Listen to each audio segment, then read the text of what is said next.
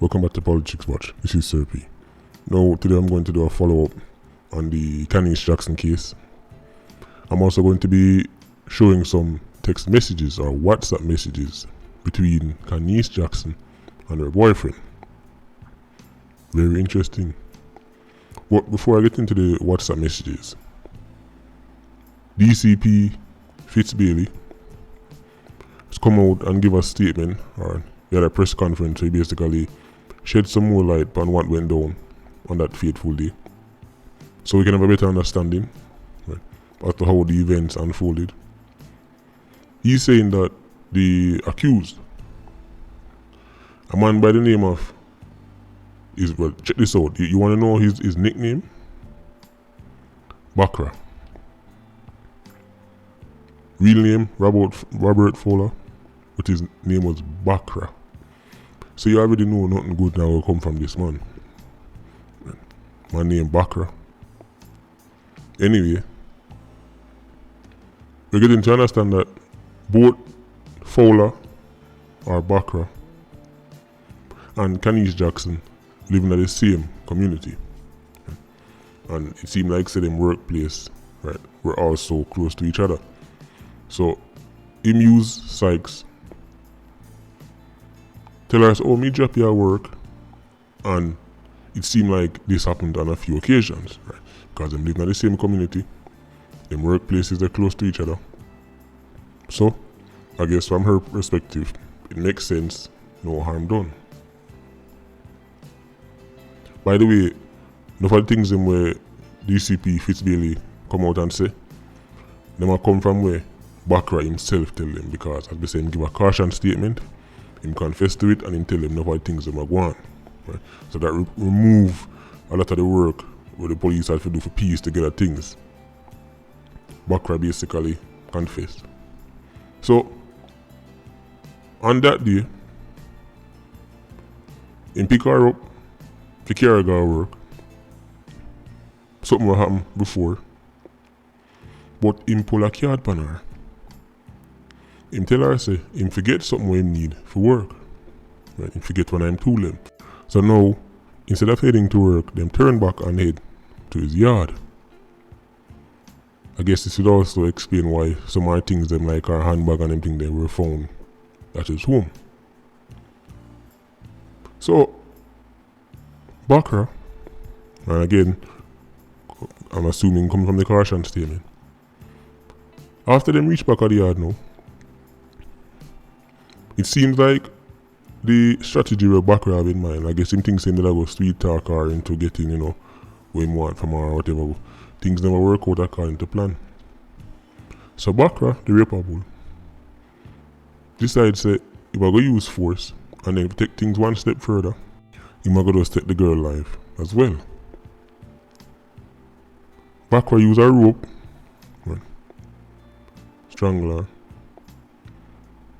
But for show you how cool this man was, after him take her life, him left her in him house, go at work, and then after him come back from work, that's when him go back go take up her body. When I hear me just a while ago, this is coming from Backra himself. That saying this is film caution statement. This is film confession. The man take the girl life and then left her there, gone to work and come back home. So the co-worker them at work, see man come in, normal day, have no idea what him just do. The next thing to note, Backra himself stated there was no intimate relation between them before that. Because the people was, oh, maybe they did something. Well, Backra, if I confess, they now need for lie. Right. If I go confess to the taking her life at that time, going around and showing the police them where him dump her body and all them thing there, I don't know why him just lie and say yeah, she was him woman to it. There was no intimate relations. Right. And if there, why would he need to resort to them kind of levels there if him and her did something and she was up for it willingly? So that never made no sense from day one. The fact they have to use force Right? And the fact that people take her life shows there's some kind of resisting going on, right? And Backra, being the impulsive predator that he is, decides saying he can't take rejection, and well, you know the story end up. Now, we could go into. Oh, and by the way, if you want to see the full press conference from Fitzbailey, it's on the Jamaica Gleaner IG page, right? You can go check it out for yourself. It's about 15 minutes long. Now, we can move in to the message then. I've put them on your screen. Now, these messages came out on CVM TV, right? The family must have provided them, right? So it's public knowledge. It's not like nobody hacking our phone and release and leak the messages, right? The fact that it's been released, it's public information, so we'll review it. The green messages, the message they are green, that would be from Khanice, Khanice Jackson's boyfriend, because remember she had a boyfriend, right? And Backra did a try running. Backra did try, use him like a free drive go work, I guess, for muscle him way in and, slowly nice her up. So the boyfriend would have be observing all them things. So the boyfriend is talking in green. He says, I don't like this Robert person. Robert is Backra. I don't want you around him. I've said this before. She replies, hon, you need to give me solid reason. Now them blur out them part there, that's not me blurring it out. That's CVM or whoever, I don't know if, or maybe the people who provided blur it out, I don't know. But him saying him not like this Robert person, she's saying him need to give her a solid reason. So from the start, the boyfriend never like what I want. Because the boyfriend as a man knows that this other man I try to make a play upon him woman. Now, I don't think even in his wildest dreams him could imagine that Backra would have cared to that level. Right. I don't know for certain. I think this is coming from a position of just standard male instincts of who this brother, right? I pick up and I drop off from work, right? Like that. That's what it seems like to me right here. So obviously I don't know them personal business. But as you can see, she said, hon, you need to give me a solid reason. So she's saying to her it's almost like, what's the big deal? Maybe you're overreacting. Look at the rest of the message. Now at the very top you see, why are you being so sensitive? He replies in full caps on both 1, 2, 3, 4 exclamation mark. I do not trust Robert. So even through the messages, even though I write him, they can see say, this brother take it serious. I do not trust Robert. For whatever reason, this young man was switched on. Something was wrong.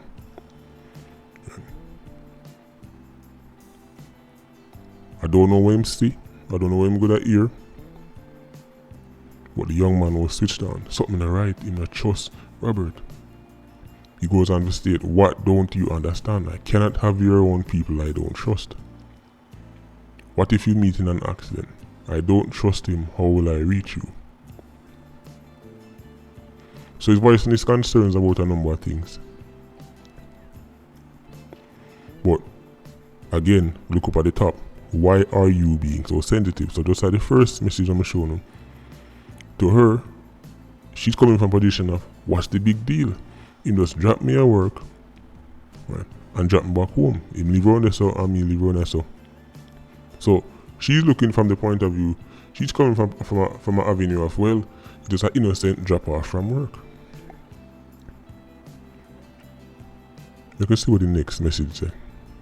Now this part, I don't know, I guess cruel irony is probably the best way to describe this part, these messages. The boyfriend states at the top, how will I know you're safe? So you can see he's concerned about his girlfriend. This is a natural thing. Men, right, are generally protective, right, of who and what them love. So these messages from him so far make complete sense to me, and these are the things I would expect to see from a man speaking to his girlfriend, right, who I get dropped from this strange man who the man himself or the boyfriend not sure about. I don't see anything in the message that sound like, I mean, there's nothing we say, like him a bother up, hey girl, if me ever see them, I go, nothing like that. From what we've seen so far, he's kept it completely respectful in just a voice him concerns. As her boyfriend, I understand in 2021 everybody is woke, right? But I'm pretty sure it's still okay. As of 2021, it's still okay if your boyfriend have concerns, right, about the safety of his girlfriend. Young man has done nothing wrong so far. Nothing wrong at all. She states, look, driving with him is safer than a taxi. The irony of ironies. Driving with him is safer than a taxi. She said that because she thinks she know him. She said that because she's now lulled into a false sense of security because him live around there so, him work there so, she know him name. So in her mind, and enough people's mind, that is some kind of guarantee that, oh, him not going to do nothing, man, because it's not like a strange taxi. I don't know the exact figures, but many people who go missing like this, or somebody will know them, take them in. It's not always some random stranger in one bush or hide. Enough time as somebody will them know. Somebody will live in the community, see them on a daily basis, know say them go here so, know say them come from here so, right, and take them in. She states, no disrespect, but the fact that I'm the one getting myself to work on time in the mornings safely and coming home, you don't have a right to tell me what to do. You don't have a right to tell me what. So, in other words, you can't tell me what to do. But that's the big deal. I'm safer than a taxi. Right, so, relax. It's not that serious. I'm going to tell you about cruel irony.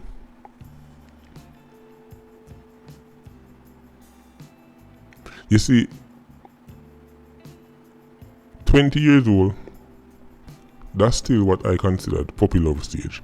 Because you know, in your progression as a human being, right, and your own personal love life, when you're a teenager, you're 19, 20, 21, them age there, you kind of still have this, you know, you still have this, your image of life and the world is still a bit fairy tale.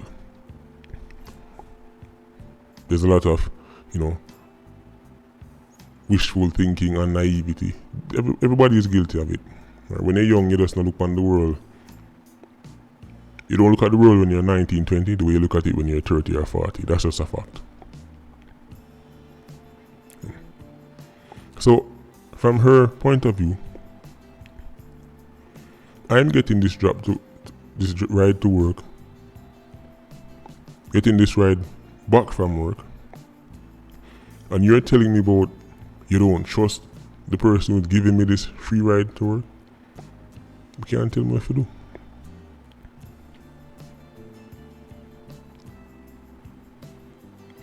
It's sad. Obviously, nobody couldn't foresee it that would end like this. But when we see these messages, is a boyfriend that was concerned, a boyfriend that was ultimately proven right.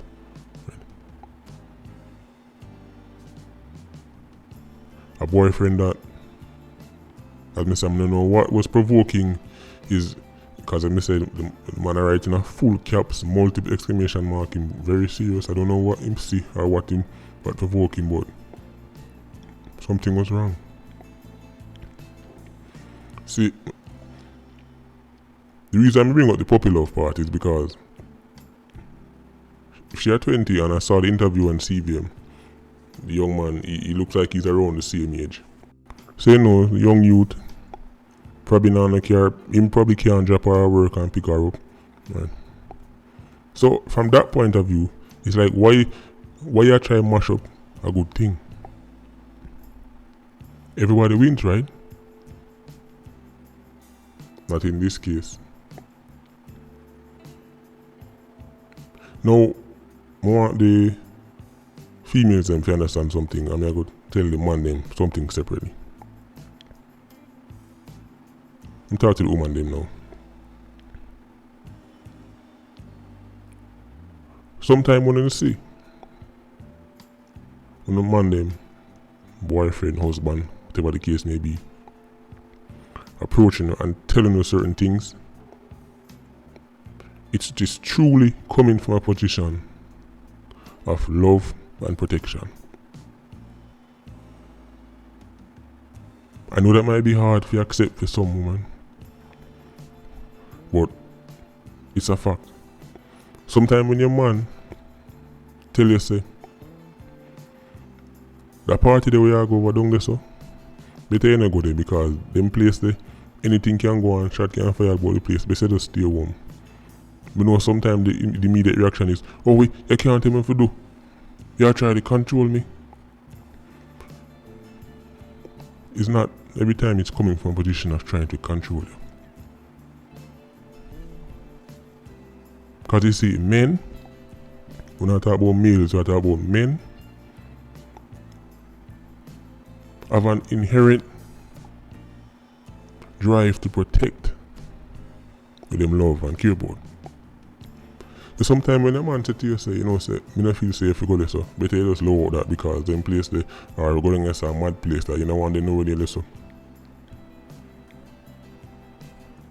sometimes before being so quick to react from a defensive position, oh well, you can't tell me what to do. Sometimes just maybe sit down and think about it. Obviously, in this instant, there's no way she could foresee what's going to happen to her. But we're talking general now. There's this tendency to think so if a man try, if you want to do something and a man try talk you out, that means they might try no. So when I mix up every man now, some men are genuinely trying to prevent you from harm and danger because let me tell you something. Men know men better than any woman can know men. Certain little gimmicks and certain little tricks where man pull per woman, other man can stitch with. Right. A man can say no, and a man not do that unless he must want this, he must try to get this. Man can't see them things there.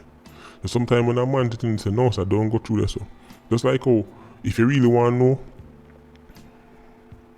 if you see a woman do something and you don't really understand it, the best thing for you is find some female relative who straight it and tell her the story, and she'll dissect it quick because woman know woman and man know man. People are a bit confused. People think so, oh well, because man there with woman, that means say woman understand man and man understand woman. No. The genders understand themselves better than vice versa. So when man see certain strategies, oh, she might pick up from work and drop off from work. Oh, the woman mind, oh, it's just a nice gentleman. He's, a man mind is like, it's something the man a look. He might look something. Who does he think he is? Mother Teresa? Save the world from walk foot? The man a look something. Now, let me talk to the man then. Where you say this young man was attempting, this is as far as they can go for a man. All you can do is state your piece and then make and leave her to make her choice. Because at the end of the day, no matter how much danger you sniff out and something is wrong, and all you can do is state your piece, tell her your opinion, and maybe she thinks your way and say, well, oh, I see where you're coming from. Right, better believe all that. Or, in this instance, she might respond and say, you can't tell me what to do. What the big deal? Give me a real reason why me. And if that's the case, you can't do nothing. Because at the end of the day, no matter how frustrating it might be to you, you can't control woman. Tell that all the time. You cannot control woman. You cannot police them. You cannot shackle them. At the end of the day, you have to just leave people to make them decision. In this case, obviously, it was the worst possible ending. But this is as far as they go. Now, you have to bear in mind these are young people. 20-year-old. When you're 20 years old and you have a youthful approach to life, right? And you're still in that stage of, oh well, you know, we're happily we're in love, and you know, you're living this mindset of, you know, everything is fairy tales, because that's how you are when you're young. Unless you have some kind of trauma in your life, when you're that young, everything is like, you know, the world is this bright place where people say who they really like. People, the man who tell you say him man a thief, you say, oh well, him man a thief because him say him man a thief. People generally have a naive outlook on life. Right? So she was coming from the perspective of, well, pick me up, drop me for work, what's the big deal? But if she was 10 years older, if she was 20 years older, I doubt it would even get to the point where she would need to tell the boyfriend, say, him can't tell her to do, because she'd probably say, you know what, how this man a come? What him want, drop me work and pick up from work. But certain things you have to learn through experience. When certain things happen and you say, oh, remember the last 3 months when they tell me say they want to give me free ride to work, I see them say them did, and then afterwards them start look me and start beg certain things from me, and then people get, oh, so now, and take a different attitude towards life.